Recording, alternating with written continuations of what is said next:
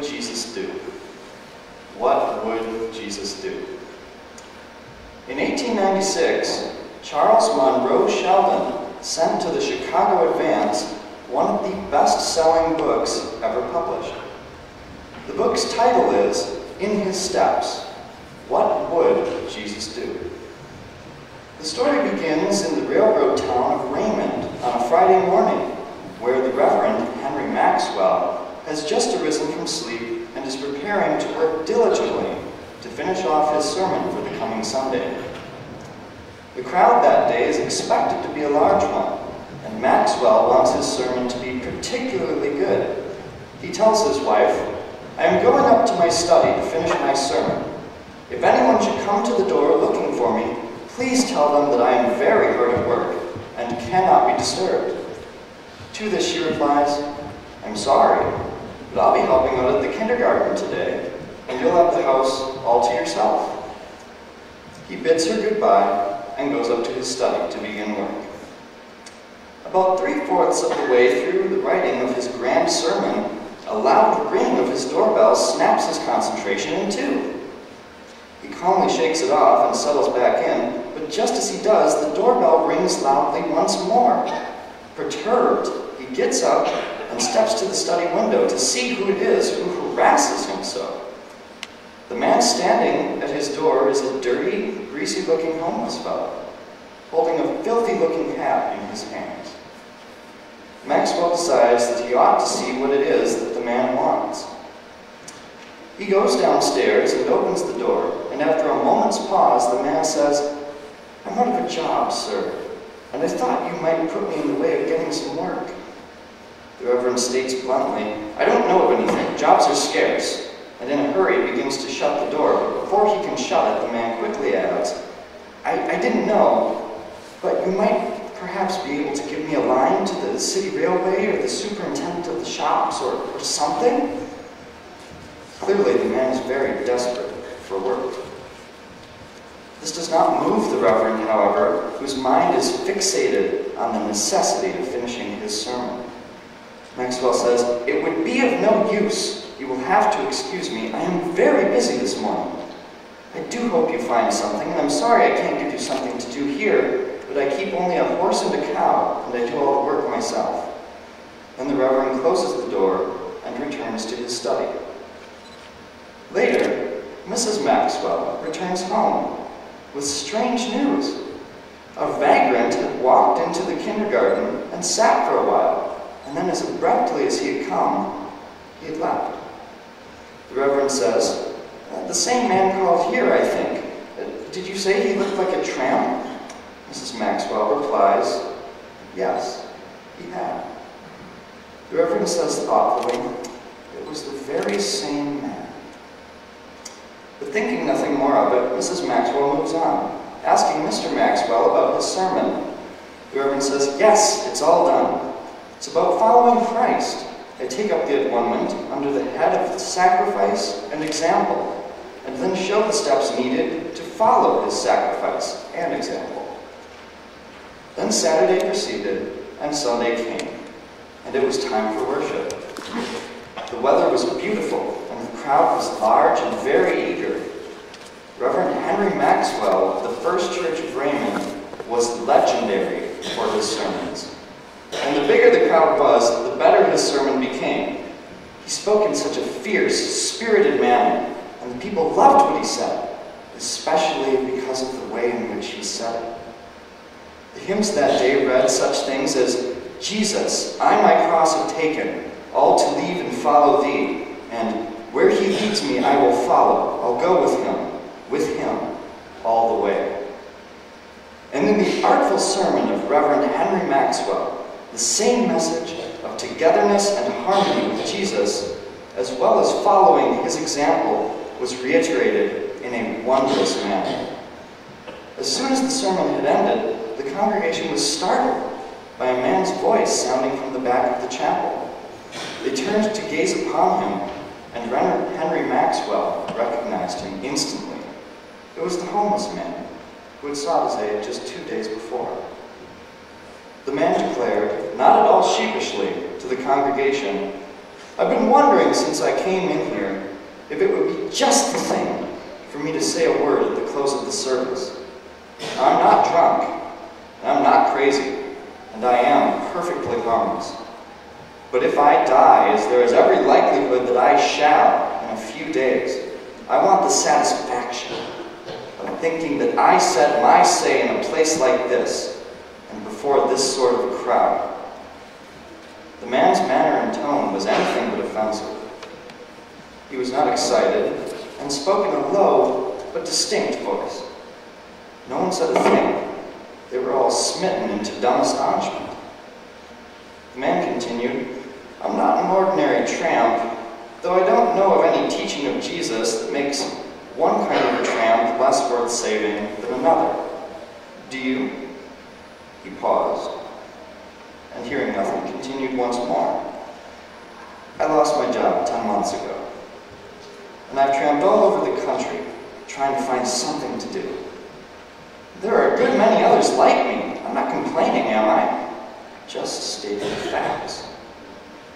But I was wondering, as I sat there under the gallery, if what you call following Jesus is the same thing as what he taught.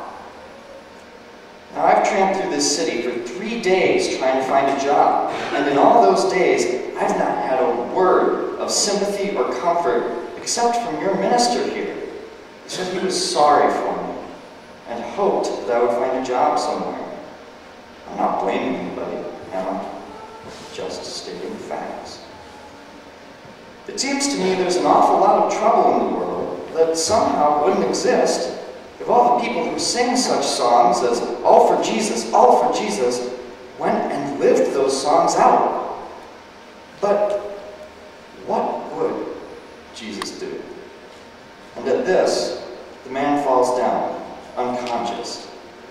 He is given shelter, but a few days later, he is dead. The very next week, Reverend Henry Maxwell gives a very inspired speech about what it truly means to follow Jesus. The incident had inspired him to live his life anew, and in his new sermon he passes on the lessons that he learned to his congregation. He begins to ask himself, and encourages his congregation to ask themselves, what would Jesus do? So often we lose ourselves in the trials of life and lose track of the very foundation of our lives, Jesus Christ our Lord. When problems of considerable moral difficulty arise, it is unfortunate that our first instinct as humans is often to think of ourselves and how we can escape difficulty and trial. Often, we are unconcerned with the affairs of others because those that we harbor ourselves are numerous and challenging enough. It can be difficult sometimes to imagine that anyone needs our own attention more than we do. In 1 Corinthians chapter 3, Paul warns us, for while there is jealousy and strife among you, are you not of the flesh and behaving in a human way? Paul advocates for Jesus that no one can lay a foundation other than that which is laid, which is Jesus Christ. We as Christians are nothing without the influence of Jesus Christ, a widely preached topic by Paul. Unless we are stopping to ask ourselves, what would Jesus do? Are we truly living in a Christian way? Is Jesus truly influencing our lives the way that we ought to allow him to? It is not uncommon that under excruciatingly poor circumstances, we tend to stop thinking about what God desires of us and start thinking more about ourselves and what God can do for us, rather than what we can do for him. But it is extremely important that we do ask ourselves, what would Jesus do? Rhino Mariotti, a United States Marine, typifies the example that Christ would have us set by asking himself, what would Jesus do? And then doing it. While attending college, Mariotti became involved in a campus ministry program and began serving on missions trips. On one mission in San Diego, Mariotti had the privilege of converting a man to experience, Moriarty said, "There is no more fulfilling feeling than sharing Christ's love with others." Moriarty received an offer to become an intern in campus ministry at the United States Naval Academy and took the offer gratefully. For a year, he worked with the students of the Naval Academy and strengthened many of their relationships with Christ. He did a fine job, and he was asked to stay on with the Academy indefinitely. But Moriarty knew that he wanted to be a Marine, and after much mediation and deliberation, Moriarty decided to apply for officer candidate school and was accepted. In February of 2011, First Lieutenant Ronald Moriarty was sent to Fallujah, Iraq. He would be there for 7 months, and he was responsible for the lives of 40 Marines. The tour of duty was fraught with danger and discomfort. Moriarty was exposed to gunfire and explosions frequently, and the heat of the desert was unbearable. Regardless, Moriarty was a very compassionate leader, although it was not easy for him. One officer observed, "Ronald leads by example and does not ask his Marines to do anything that he would not do himself." Moriarty was not only an effective combat leader, though, he was also an effective spiritual leader. Moriarty taught the gospel to his platoon sergeant, consoled Marines who were having troubles of various sorts, and constantly reminded all of them of God's love. Despite ugly circumstances all around him, Moriarty modeled for each and every one of his men what Jesus would do. It is an evident truth that we here in Eau Claire and the surrounding area are not in immediate danger on a daily basis. We are not responsible for 40 fighting men either. But the trials that modern society presents to Christians can sometimes be so severe that it seems as though we are on a battlefield. And sometimes that battlefield is within ourselves.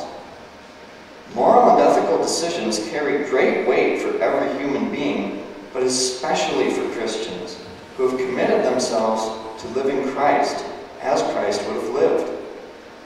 Often, it is challenging to live as Christ lived and to do as Christ would have done, but it is historically so. Much of society itself worked against Jesus in biblical times. But as Christians, we are charged with asking ourselves, what would Jesus do in every situation imaginable? And any opposition that we face in the process must be taken in stride, just as Jesus faced and overcame opposition hundreds of years ago. Then we will win our spiritual battle with society. In Luke 13:16, Jesus himself healed a woman with a physical disability on the Sabbath day. For 18 years, this woman had been plagued by her physical disability, and Jesus had just saved her from this ailment by the good graces of God. But the ruler of the synagogue was outraged because Jesus had healed on the Sabbath day, a day that should have been a day exclusively for resting. He said, "There are 6 days in which work ought to be done. Come on those days and be healed, not the Sabbath day." Jesus was outraged at the conduct of the ruler and retorted, "You hypocrites! Does not each of you on the Sabbath untie his ox or his donkey from the manger and lead it away to water it? And ought not this woman whom Satan bound for 18 years be loosed from this bound on the Sabbath day?" Despite societal norms, Jesus listened to God to know what was truly right, and then he did the right thing. While the typical Christian is not a healer of considerable clout, we are all charged with doing the right thing. Jesus went out of his way to accomplish the will of God, to do the right thing every single time. It is our duty as Christians to strive to do the same thing that Jesus did. It is our duty to ask, what would Jesus do? And then, to do it. At a Christian elementary school, children were lined up in the cafeteria for lunch. At the head of the table was a large plate of apples. Someone had written a note and placed next to the apples. It read, "Take only one. God is watching." Moving through the line to the other end of the table, there was a large plate of chocolate chip cookies. One little boy wrote his own note and snuck it next to the cookies. It said, "Take all you want. God is only watching the apples." Every day, we are faced with decisions that must be made and things that we must do. Although life can get us down, we must remember that God is always with us and that He loves us, each and every one of us. And when in doubt, all we must do is ask ourselves,